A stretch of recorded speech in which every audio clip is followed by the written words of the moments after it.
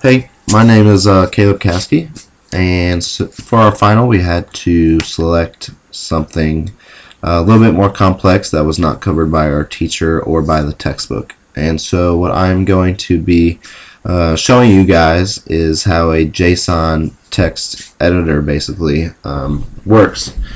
And what JSON allows you to do is it allows you to write text files, but it also allows you to update and edit certain elements of that text file to make it a little bit more easier to change. And so for my students who are in my classmates who are in my PHP class with me, they'll remember our major project 3, which was one of the last projects that we had to do. And it involved a lot of editing and changing of text files. And so I found that JSON was the easiest thing to use since we had to edit and change it so much. And so everybody knows this, that we had to make a registration form. And so here's some simple HTML to bring all this up and to enter the elements. And so here we're going to have the major, the user, the password, the first, the last, and major, all the names of them be put into elements.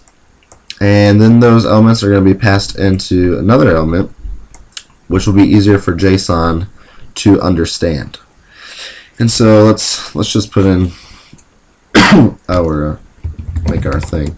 We'll just put our last name as our username, password, first Caleb Caskey, and we'll just put major for major. And so whenever we put in those strings, what is going to happen is that basically our money sign username is going to be Caskey, and that is going to be switched over to user arrow username. And so then for data, whenever we want a JSON encode, it's going to grab all this user information and write it into the JSON encoder. And so we need to select a file that we want to open. And so here we're going to file open money sign username.txt, and basically what that username, money sign username.txt is going to be is that it's going to actually become caskey.txt so that we can easily find which folder is ours. And so we want to file write, and so we're going to open that with this, and then we're going to write all that data, and then we're going to close it. So whenever I register, you should see that a caskey.txt file shows up. So here it is. And basically what it's going to look like, sorry about that. what I wanted it to look like was more like this, where it's broken down and it's tabbed out.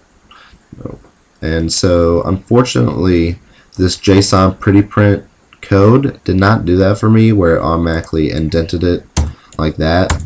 But it did do it whenever I brought it into the JSON editor online, just to show you how I wanted it to look.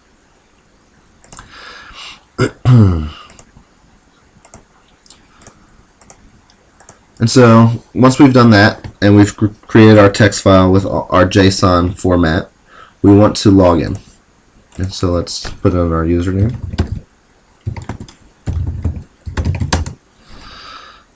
And this brings us to our process PHP, where we are going to use a form in HTML to display our classes. And so our classes are right here, and these are all also wrote in JSON format, and so that kind of gives you an understanding of what we want it to look like.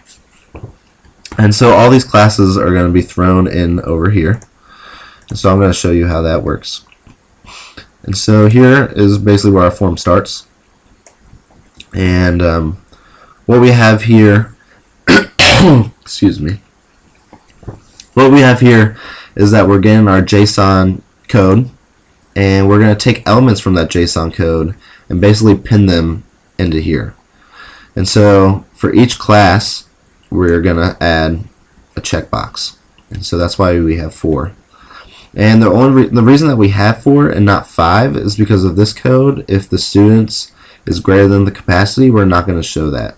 And so here it's not going to show that because it's a full class, and for part of our project we didn't want to show classes that were full.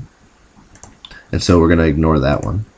But for the rest, we're going to have a checkbox, and for that checkbox, we're going to echo an ID.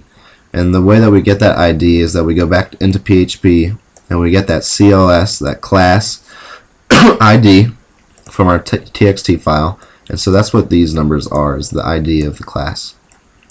And basically, whenever we click that checkpoint, it's going to echo it, but it's going to echo it into an array that we can plug in later on whenever we hit submit.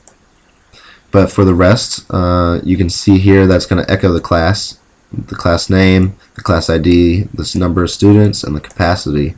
And so we're just echoing those from our JSON coded text file. So as you can tell, that it's updated all of those. So whenever we hit submit, we're going to be adding these ID numbers to our username file. And so I'm going to show you how that works also. So here is our add classes PHP. So whenever we hit submit, it's going to give us this: you have successfully updated your file. Please go file and check updates.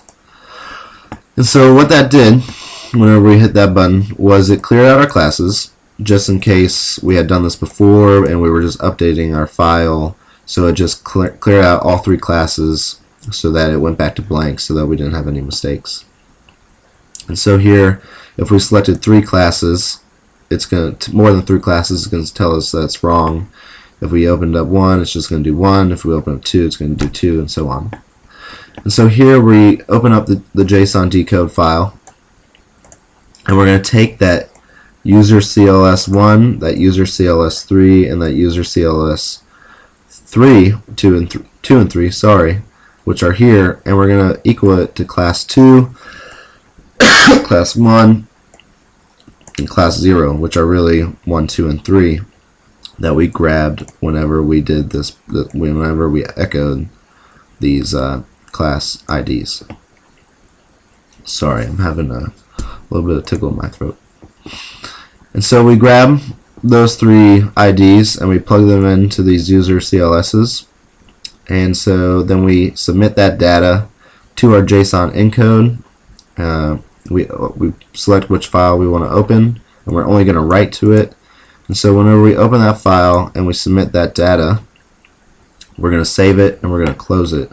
So now whenever I go back to here and I open up my casky.txt, the first 2 classes should now have a number in it, and it should show the IDs that we have selected from our class, which it does. And so I hope that explains to you a little bit better how how JSON works and how easy it is just to update certain elements of a text file. So I hope you enjoyed this video, and I hope that it helps you to understand a little bit better. Thank you.